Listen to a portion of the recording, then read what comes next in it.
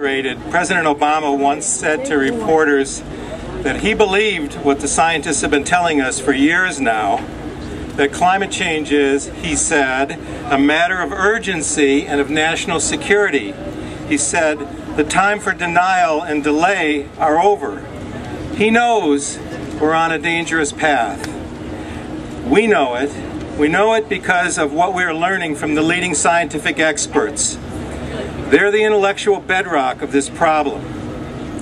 But the scientists can't solve the problem. They can't manage the risk that they're describing to us. That's something the people and leaders have to do. The stress of climate disruption will be added to societies that are already very stressed in the U.S. and worldwide. It is a global problem, and people here and abroad who are already the most vulnerable, who are least responsible for causing the problem, are likely to be hardest hit by the impacts. If there were no threat of climate disruption, then transforming the energy system would be a less urgent challenge. The promise and the advantages of clean energy would still be there, but the potential consequences of climate disruption are what lends great urgency to the energy revolution. The President appears to know this, but he doesn't say it. Think about it.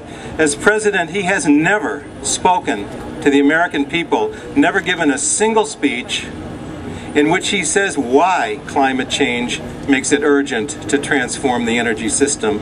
Really, no president has done this yet. He doesn't say the leading climate scientists, the most credible experts, the National Academy of Sciences, the people we need to pay serious attention to, the leading scientific assessments tell us that we need to be concerned about the impacts of climate change on our way of life.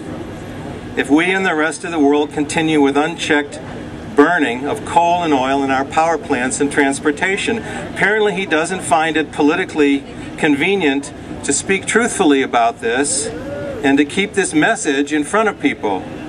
Too much public confusion, too much scientific illiteracy to cut through, too much pushback from interests that don't want to give up control.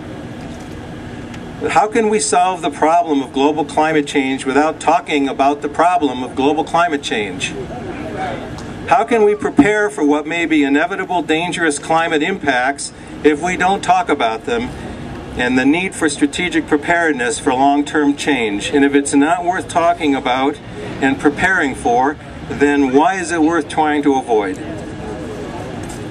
We will be limited in our ability to prepare. We will be limited in our ability to adapt. That's why we don't have the luxury of taking forever to change the energy system.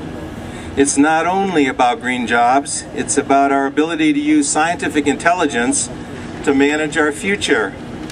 And without a much better public understanding of what is in store for us under climate conditions different from what civilization has developed under, how will the political motivation and public support for taking the needed steps be developed and sustained over the coming years, over the coming decades?